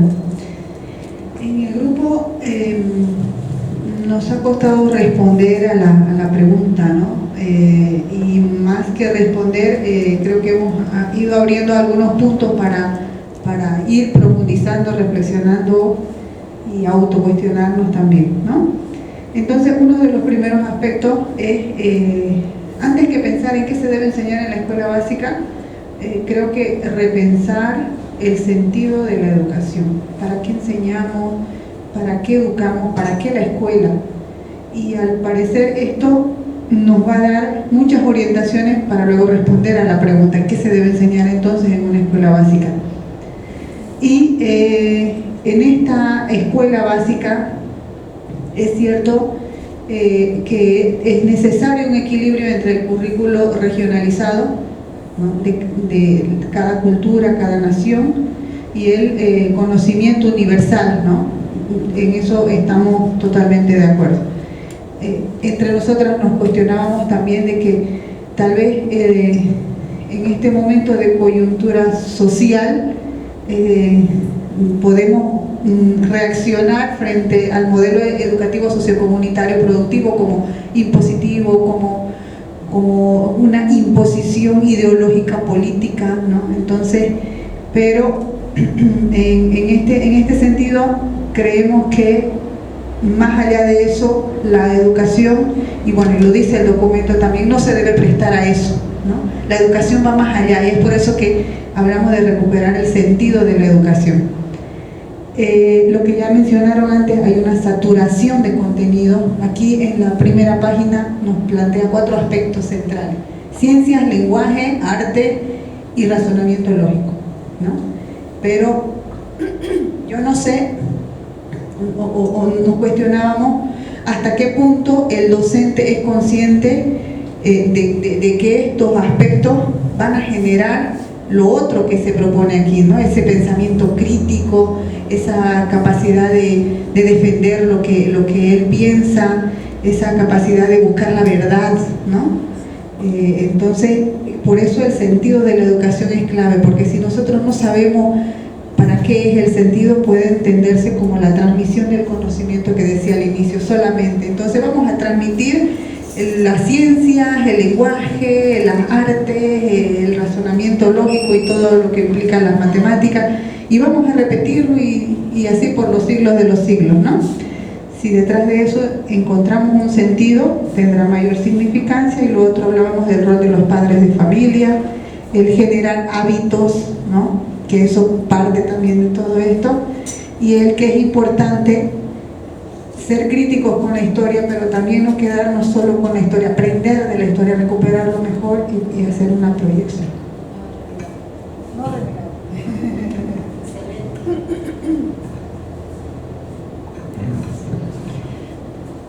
Analizando la lectura, llegamos a la conclusión. Esto nos permite reflexionar sobre lo que estamos haciendo como educadores, ¿no? Por ejemplo, impartir el conocimiento, entre comillas, tomando en cuenta el contexto y luego sin dejar de lado el conocimiento universal. Es interesante esto en la lectura, cómo realmente nos golpea, yo creo, porque no solamente es enseñar lo que está en el currículum, sino, como dice, ¿no?, que da libertad, el conocimiento da libertad.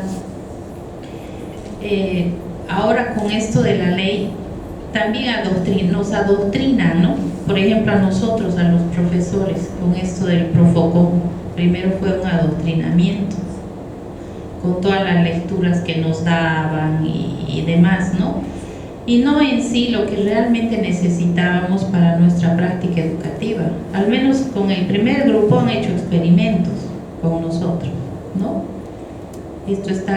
Tienen que hacer esto, lo hacíamos, no era así, era así. Entonces han experimentado con nosotros, en vez de darnos más herramientas, digamos, para poder trabajar en la práctica educativa. Y realmente esta lectura toca, ¿no? Porque todo lo que enseñamos debe ser para la vida, para que realmente nuestros estudiantes puedan aprender a pensar, a discernir, ¿no? Y es lo que no estamos haciendo. Por ejemplo, ahora, en estas pruebas que nos ha tocado tomar, lo del ministerio, ¿no? 2 evaluaciones nos han dado para el nivel primario. Particularmente nosotros en nuestra unidad educativa hemos visto las grandes falencias que tenemos. Según los docentes, damos lo mejor de nosotros, pero ahí está el reflejo en las pruebas, cuando nos toca hacer las estadísticas, analizar qué está pasando. Entonces yo me aboco a lo que es el currículum base, regionalizado, hago mi planificación bien, enseño, pero ahí está el resultado. No es lo que esperábamos, ¿no? Entonces en esa medición ya es, a ver, ¿qué estoy haciendo realmente? Si lo que estoy enseñando les va a servir o no. Y nosotros no tenemos nivel secundario, o sea que nuestros niños tienen que ir a buscar un colegio. Entonces, ¿qué estoy haciendo? Realmente no estoy logrando el objetivo que yo debería tener, ¿no?, como docente. Entonces, hay una cierta frustración también. Hemos empezado a analizar la primera prueba que tomamos, las estadísticas. Bueno, a ver, busquemos estrategias para mejorar. Nos viene la segunda prueba, pero resulta que nuestras estrategias tampoco, nos falta más, porque no estamos realmente haciendo, estamos impartiendo las áreas, pero nos está faltando resultados con los chicos. No estamos educando, creo, para la vida, dándole las herramientas que ellos deben tener y tener realmente chicos con criterio, formar líderes, porque eso es lo que nos falta, ¿no? O sea, capacidad la tienen, pero nos está faltando llegar a eso.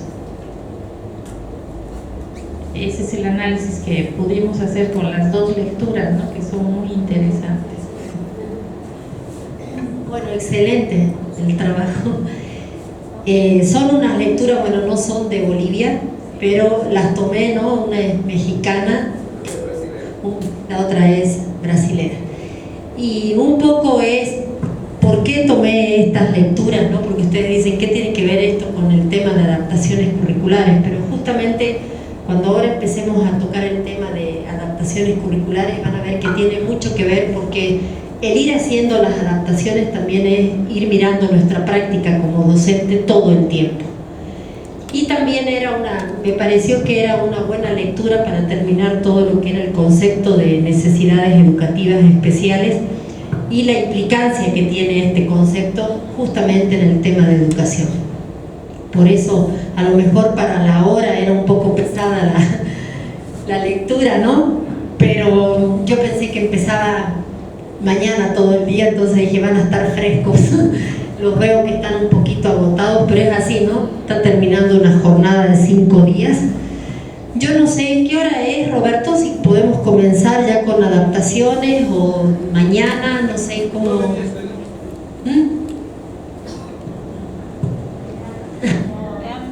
Salvo que mañana 8 en punto, creo.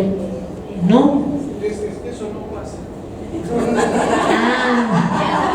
Claro, yo soy un psicólogo con formación científica, experimental, y después de las observaciones que tengo claro que eso no pasa. Es decir, vamos a decir a las 8 mañana y no vamos a llegar a las 8. Salvo nosotros dos. Porque eso es así. La evidencia empírica en el 100% lo ha mostrado. 2 de 2, no 1 de 2. Salvadas excepciones a las cuales se excluyo, por favor, que está sí, a la hora y antes, probablemente. No, hoy nosotros llegamos, creo que a las 6 menos cuarto, no me acuerdo, si ya había alguien aquí.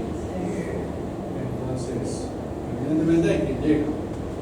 No, pero convengamos, vamos a llegar a las 8, seamos sinceros, o me equivoco. Entonces, yo les propongo lo siguiente: trabajaremos media hora más hasta las 3 y de ahí nos vamos. ¿Ya? Y voy a irme con la ilusión de que empecemos a las 8. ¿Ok? Bueno, vamos a empezar entonces con el tema de adaptaciones curriculares, adecuaciones curriculares, ¿no? Hay muchas formas de llamarlas, pero a mí me parece que el término de adaptaciones curriculares, les voy a decir por qué es el más correcto. Toda esta presentación, todo lo voy a subir, bueno, lo van a subir los de EPDB, porque no es que soy la experta en computación. Después, bueno, también me van a incorporar al WhatsApp, o sea que si tienen alguna pregunta, alguna duda en el grupo, también responder. Si es que quedan algunos temas sin a lo mejor profundizar, les puedo dar algunas lecturas complementarias, podemos subir algunos textos. ¿Ya? ¿Qué se entiende por adaptaciones curriculares? Si bien acá hay un concepto, ¿no? Que, bueno, es necesario tenerlo, pero en realidad es algo que nosotros, los docentes, las docentes lo venimos haciendo permanentemente, ¿no? Lo que usted decía recién, lo que acá decía la colega recién, de que nosotros permanentemente volvemos a nuestra práctica para mejorar. Ahora con esto de las evaluaciones que hemos hecho nos va a permitir mejorar, tomar otras decisiones. No son más que adecuaciones, adaptaciones al currículo. Esta es la definición que yo he tomado de un texto que he elaborado para el Ministerio de Educación. No sé si han tenido la oportunidad de ver, que se llama Adaptaciones Curriculares. Y es esto, más que una toma de decisiones que permanentemente hacemos los docentes, tendientes a ajustar la respuesta a las diferentes características y necesidades individuales de los estudiantes que presentan necesidades educativas especiales, con el fin de asegurar su máximo desarrollo personal y social y su progreso en relación con los objetivos establecidos en el currículo escolar. ¿No? Si bien las adaptaciones curriculares, como dice la definición, son un proceso de toma de decisiones para algunos niños y niñas que nosotros tenemos, o jóvenes en el caso de aquellos docentes que que están trabajando con secundaria, si bien son toma de decisiones para responder a uno o dos, estas adaptaciones curriculares individualizadas a veces se convierten, o muchas veces se convierten en estrategias metodológicas para todos los estudiantes. Les pongo un ejemplo. Nosotros estamos trabajando en el tema de, a lo mejor primer año de primaria, estamos trabajando en el tema de lectura y escritura. Algunos niños, un niño que tengamos con una necesidad educativa especial, a lo mejor estamos haciendo, y lo van a ver en los ejemplos que les voy a dar mañana para que vean, estamos trabajando con letras móviles, ¿no? O con otro método diferente al que estamos utilizando con el resto de los niños. Pero puede ser que esa otra estrategia para este niño sea mucho mejor que la otra que estamos utilizando. No sé si me dejo entender. Razón por la cual una adaptación curricular que en algún momento le hicimos para uno o dos niños se convierte en una estrategia metodológica para todos, ¿no? Eso lo hacemos permanentemente. Pero en el caso de niños con necesidades educativas especiales, temporales o permanentes, estas tomas de decisiones son un poco más serias, ¿no? Por ejemplo, si nosotros vamos a trabajar, no sé, el tema de un niño con una discapacidad sensorial, a lo mejor el tema de braille, ¿no? Si nosotros no sabemos braille, que la mayoría no lo sabemos y no lo tenemos por qué saber, la toma de decisiones tiene que ser bien sistematizada. Ir a un centro de educación especial, o el centro de educación especial tiene que venir a la escuela, hacer todas las adaptaciones del material, que ahora vamos a ver los tipos de adaptaciones curriculares que hay, de acceso, no significativa, significativa. Entonces, no son tomas de decisiones mucho más profundas que las que hacemos permanentemente en el aula. ¿Queda claro? ¿Hay alguna pregunta?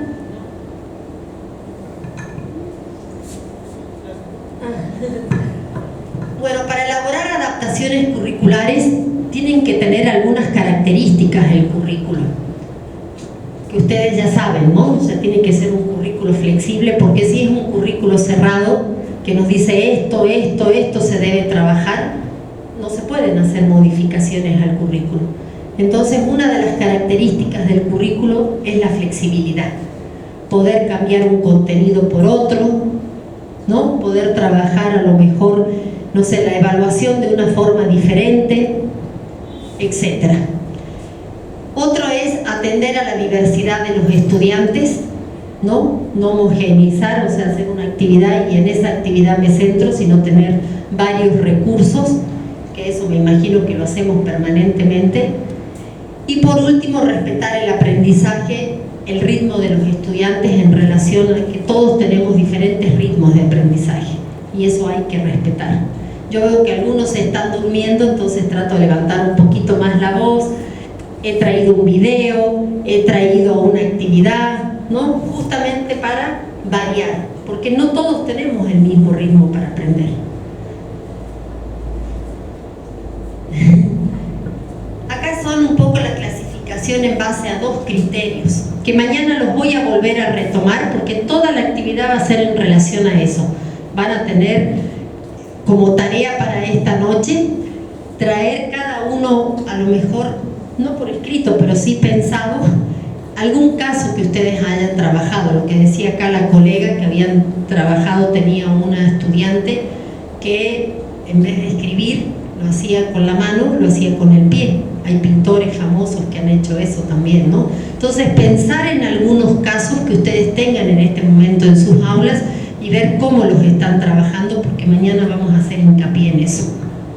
Están las adaptaciones de acceso al currículo y las adaptaciones curriculares específicas.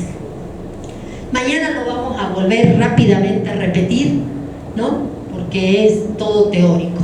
En cuanto a las adaptaciones de acceso al currículo, tenemos, la próxima tenemos que son, las adaptaciones son las adaptaciones que nosotros hacemos a los recursos, a los materiales, a los espacios físicos, ¿no? Son a las cosas que cotidianamente, a los materiales, las cosas que cotidianamente, los recursos con los que estamos trabajando, empezando desde la infraestructura de la escuela. Nos puede parecer muy elemental las adaptaciones curriculares de acceso, pero les voy a contar un chiste, pero es verídico. Nos llamaron una vez cuando trabajaba en el Ministerio de Educación, nos llamaron de una escuela para decirnos que no podían, en ese momento se trabajaba el proceso, el paradigma de la integración, que no podían integrar a un niño en la escuela porque tenía silla de ruedas y el curso estaba en el primer piso. Entonces, para la mamá, todos los días subirlo al niño, bajarlo, además tenía 10, 11 años, cada vez se hacía más pesado. Entonces nosotros, cuando reflexionamos con los docentes y la directora, le dijimos, pero haya una adaptación de acceso, ¿cuál puede ser? En el caso del aspecto físico. No, porque no tenemos dinero para hacer una rampa, no se puede. Bajar, o sea, el aula que estaba abajo, subir el aula, o sea, era tan simple como, pero hay cosas muy elementales que a veces a la hora de integrar niños, nosotros no, hablo de integrar porque realmente no hay un paradigma de inclusión, entonces por eso me van a escuchar que hablo mucho del tema de integración, no de inclusión. Las adaptaciones de acceso entonces requieren una serie de medios, los recursos o ayudas que van a facilitar que un niño pueda acceder al currículo. Un niño ciego no se le dan los materiales, material braille, o no se le dan los materiales en relieve, por ejemplo, le damos para trabajar los mapas, algo plano, no va a poder aprender, no puede acceder, ¿no? Imposible. Entonces hay que dotarles de todos estos recursos, medias y ayudas, por ejemplo, a niños con parálisis cerebral, el método Bliss, hay niños que tienen problemas motores leves, pero que se les está dando con un material antideslizante, como si fuera una gomita dentro de lo que es el lápiz, se le pone una goma para que pueda agarrar bien y no se le escape el lápiz. O sea, hay muchas adaptaciones. Esas adaptaciones a la parte física, los materiales, son las de acceso.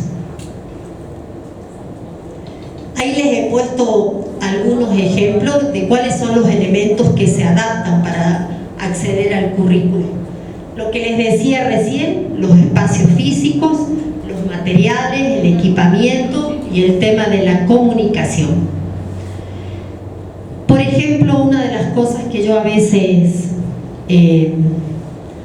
no critico, pero sí observo, es el hecho de que ahora dicen los niños tienen que entrar, un niño con una deficiencia tiene que entrar a las escuelas regulares, sin estar preparadas las escuelas muchas veces para poder recibir. Por ejemplo, un niño sordo, ¿no? Lo veo permanentemente en las escuelas donde me llaman porque un niño no puede avanzar dentro de lo que es el currículo. Entonces, ¿por qué? Un niño sordo tiene que tener algunas condiciones en el aula para que pueda él participar en igualdad de oportunidades, ¿no? Sentarlo adelante, la docente hablarle de frente, sus compañeros también, hacer un semicírculo. Si no, se pierde casi toda la información si el docente no maneja la lengua de señas, ¿no? Entonces hay muchas cosas que hay que tomar en cuenta. Todo eso son los que son las adaptaciones curriculares de acceso.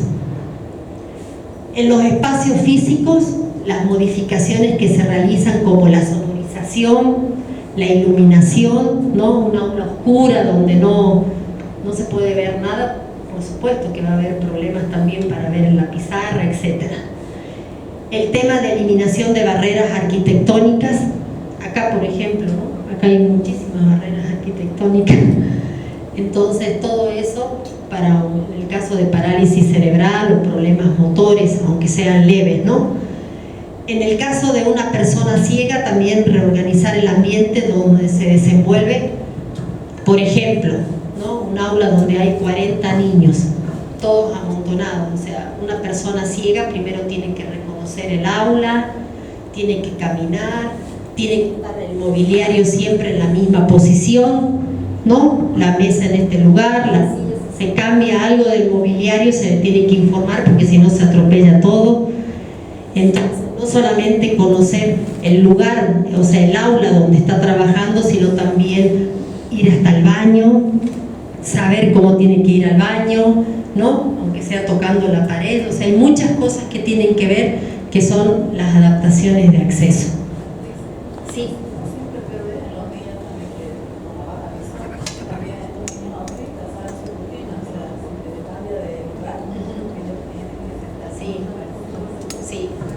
O también en el caso de discapacidad intelectual, ¿no? Muchas veces si hay mucho ruido o por ejemplo lo empujan, depende también de cada uno de los niños, por eso tenemos que conocer cada uno de los niños antes de hacer la adaptación curricular. Pero en general son adaptaciones para personas sordas, para personas con discapacidad sensorial y también lo que les decía para parálisis cerebral, ¿no? Problemas motores en el caso de las de acceso. En el material y equipamiento les he puesto un ejemplo también, dotar a los niños de suministros para que puedan acceder al currículo, como las máquinas braille. Ahora están las computadoras, pero es una realidad que no todos pueden acceder a la computadora. O gomas antideslizantes o el método Bliss para el caso de personas con parálisis cerebral. En el caso de la comunicación, les estoy un poco mostrando, no para asustarlo de lo que son las adaptaciones curriculares, sino de que cuando hablamos de modificaciones al currículo a veces lo tomamos muy a la ligera, ¿no? Dice, hay que hacer algunas modificaciones al currículo, pero hay algunas modificaciones que ustedes van a ver que son significativas. Entonces, no es algo tan simple como parece. Dotar a los niños, por ejemplo, en el tema de la comunicación, hay códigos aumentativos, complementarios, como les decía, para parálisis cerebral, el método Bliss, para personas sordas también lengua de señas, que en el caso de sordos, por ejemplo, la lengua de señas, ahora está la carrera para intérprete, hay escuelas que tienen intérprete, pero la mayoría de las escuelas no tienen, ¿no? Entonces, tenemos que ir buscando algunas otras estrategias como materiales más visuales, más que hablados para trabajar con personas sordas. ¿Hasta ahí hay alguna pregunta, alguna duda que tengan? Sí.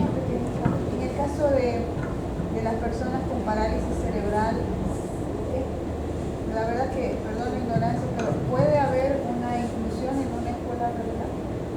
Sí, puede haber una inclusión. Una persona con parálisis cerebral. Sí, porque hay diferentes tipos de parálisis cerebral, grados de parálisis cerebral, ¿no?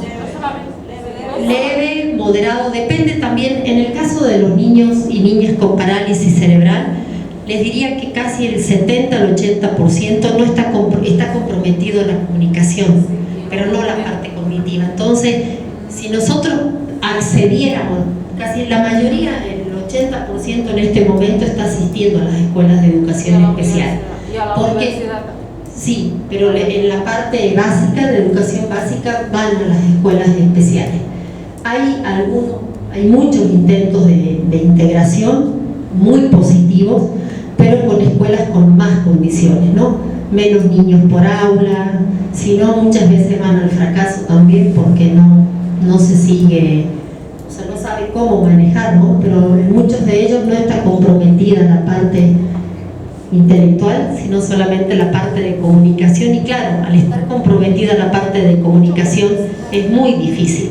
En el Centro Virgen Niña donde yo trabajaba, teníamos una niña brillante, ahora ya está en el nivel secundario, o sea, el nivel primario pudo hacer en una escuela especial y le integrábamos algunas horas a la modalidad regular.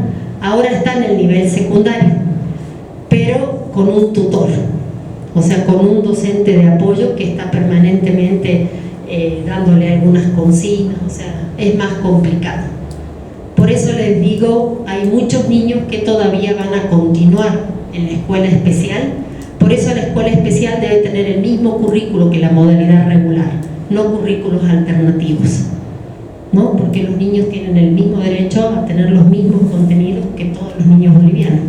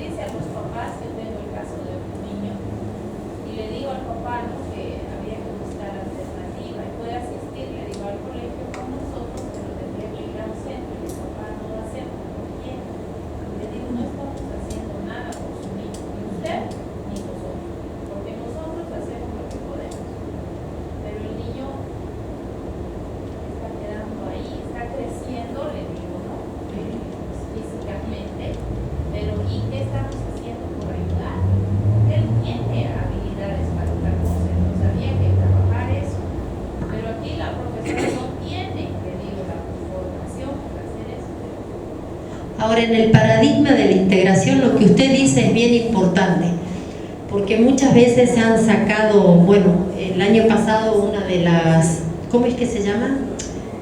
Lo administrativo que sacan a principio de año para que todas las resoluciones administrativas decía integrar solamente, incluir, ¿no? Porque se habla de inclusión, pero en realidad es integrar niños y niñas con discapacidad leve, decía, ¿no? Entonces, eso también es bien riesgoso porque habría que hacer una evaluación diagnóstica, ver de la discapacidad cuál es leve, cuál es moderada, cuál es severa, cuál es profunda. Entonces, la otra, dentro de lo que son los paradigmas, en el paradigma de la integración hay 3 tipos de integración. Eso no lo tenía pensado, pero es la integración física, la integración social y la integración funcional. La integración física es cuando un aula de educación especial funciona dentro de la modalidad regular y niñas y niños comparten algunas actividades comunes, pero ¿no? Tienen tutores, tienen psicopedagogos, equipo multidisciplinario, etc.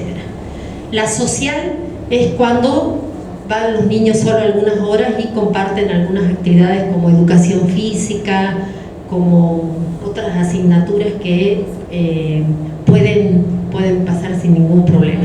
Y la funcional, que es un poco la que se ha querido poner ahora a partir de la 070, diciendo que es inclusión, pero en realidad es el paradigma de la integración funcional, es el hecho de que puedan los niños asistir a las mismas aulas con todos los contenidos, todo, ¿no?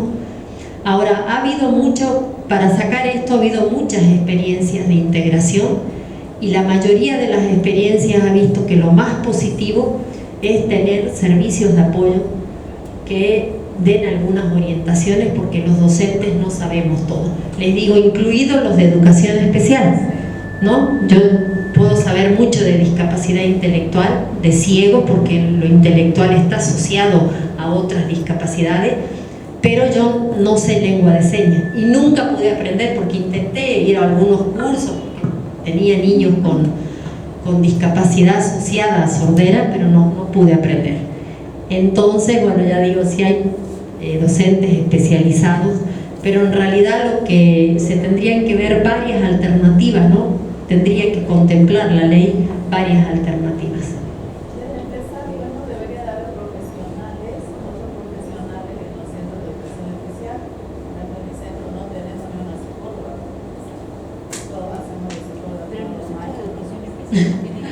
Error. No, pero el Claro. centro de educación especial te puede brindar para la unidad mediante la Bueno, y en el caso de la comunicación, que es lo, bueno, esto sería lo que serían los de acceso, pasaríamos a la, ¿qué hora es? A la significativa.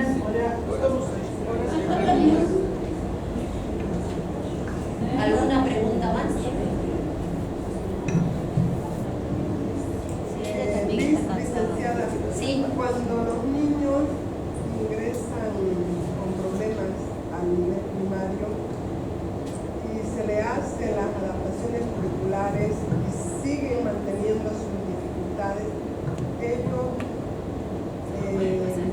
tienen que terminar en el nivel primario o pueden continuar con secundario.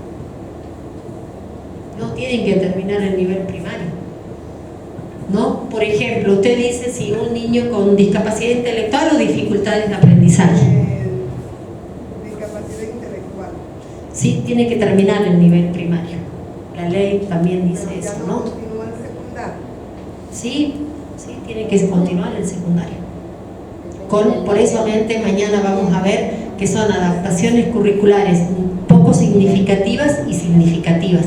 Y en las significativas hay eliminación también de algunas asignaturas. Porque muchas veces el maestro del nivel primario ha conocido al niño, le ha hecho adaptaciones curriculares, pero en secundario son diferentes maestros y no quieren ocuparse de este niño en especial porque no les da el horario. Ahora, también está previsto de que algunos niños o niñas al terminar la escuela primaria es obligatoria. Entonces un niño que está incluido en la escuela tiene que terminar, igual que en el caso de las escuelas especiales, terminan el nivel primario.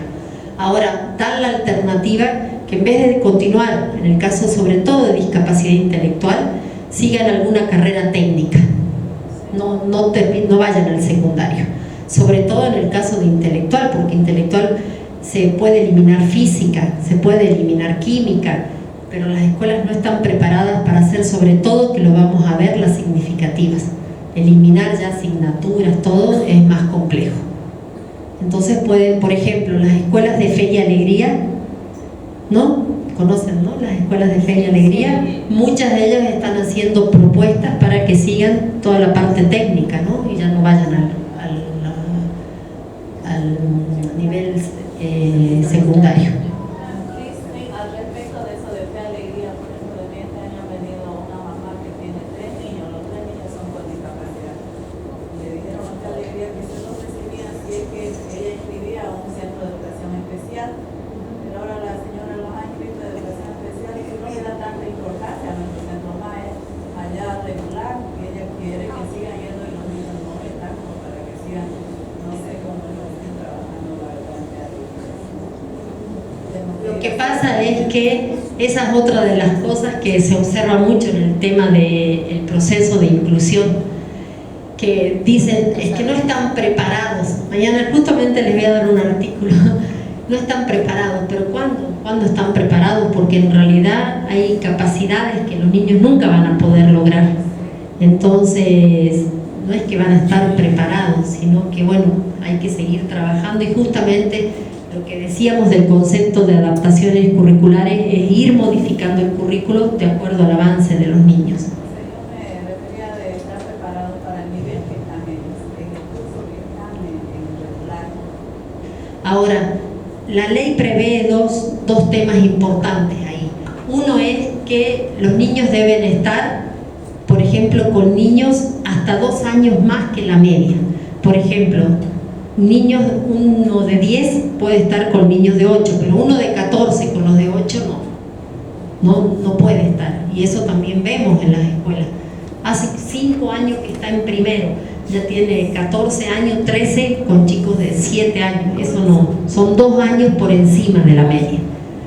Otra de las cosas es que tiene que ir pasando con sus compañeros y ir modificando el currículo de acuerdo a sus necesidades. Sobre todo en el área rural van a haber muchos niños de 13, 12 años en educación inicial. Entonces no es lo correcto, ¿no? 2 años por encima de la media del resto de sus compañeros.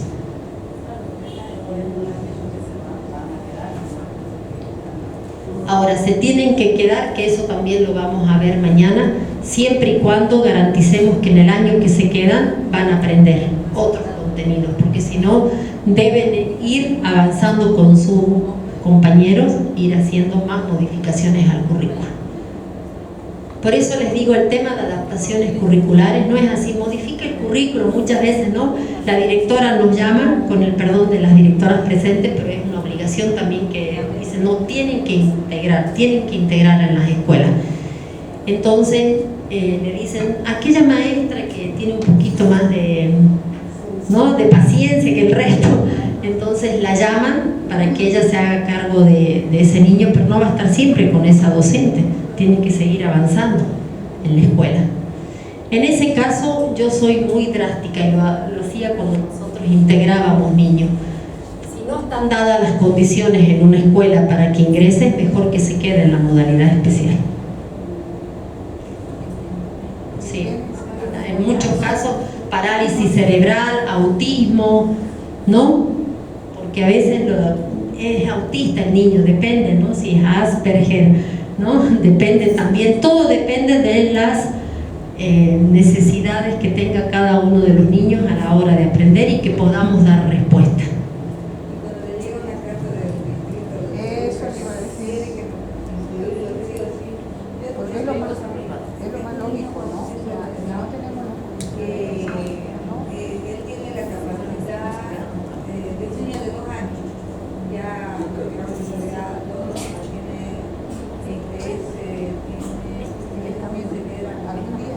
severa, moderada.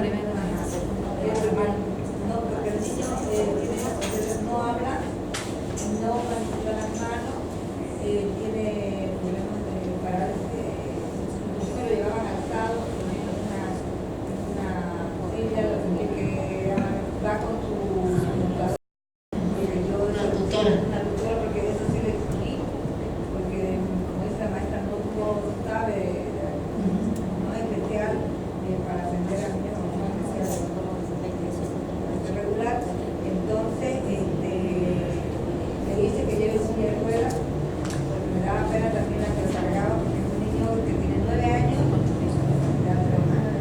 entonces yo le leí la 01, dice que tiene que tener 2 años de diferencia o 3 para el nivel inicial. ¿Está en el nivel inicial?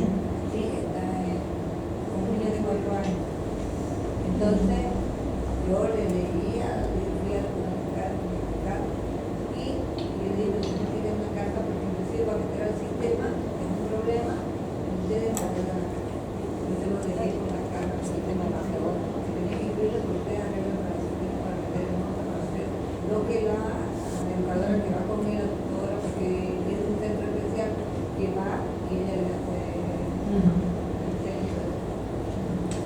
Ahora, eso también, la clasificación, los diagnósticos que nosotros recibimos en las escuelas a la hora de integrar, no nos dice nada, no tiene una discapacidad moderada, pero otra de las cosas es comenzar a trabajar como trabajamos, no dice nada que es moderado. Por ejemplo, lo que yo les decía, PC no habla, pero comprende todo lo que está pasando en el aula, entonces depende de cada uno de los niños. Mañana.